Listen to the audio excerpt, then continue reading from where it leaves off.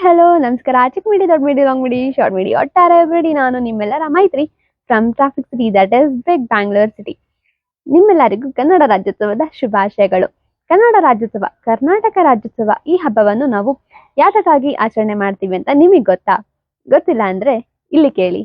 1956ರಲ್ಲಿ ಮೈಸೂರು ರಾಜ್ಯ, ಈಗಿನ ಕರ್ನಾಟಕ ನಿರ್ಮಾಣವಾಯ್ತಂತೆ ನವೆಂಬರ್ 1ರಂದು. ಅದರ ಸಂಕೇತವಾಗಿ ನಾವು ರಾಜ್ಯೋತ್ಸವವನ್ನು ಆಚರಣೆ ಮಾಡ್ತಾ ಬಂದಿದ್ದೀವಿ. ಹಾಗಾದ್ರೆ ಕರ್ನಾಟಕ ರಾಜ್ಯೋತ್ಸವ, ಕನ್ನಡ ರಾಜ್ಯೋತ್ಸವ ಅಂತ ಯಾತಕ್ಕಾಗಿ ಕರಿತೇವೆ ಅಂದ್ರೆ, ದಕ್ಷಿಣ ಭಾರತದ ಕನ್ನಡ ಮಾತಾಡುವ ಎಲ್ಲಾ ಪ್ರದೇಶಗಳನ್ನು ಒಂದು ಮಾಡಿ ಒಂದು ರಾಜ್ಯವನ್ನಾಗಿ ಘೋಷಣೆ ಮಾಡಿದ್ರಂತೆ.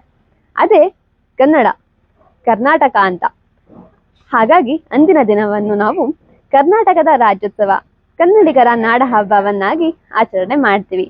ಸಿರಿಗನ್ನಡಂ ಗೆಲ್ಗೆ, ಸಿರಿಗನ್ನಡಂ ಬಾಳ್ಗೆ.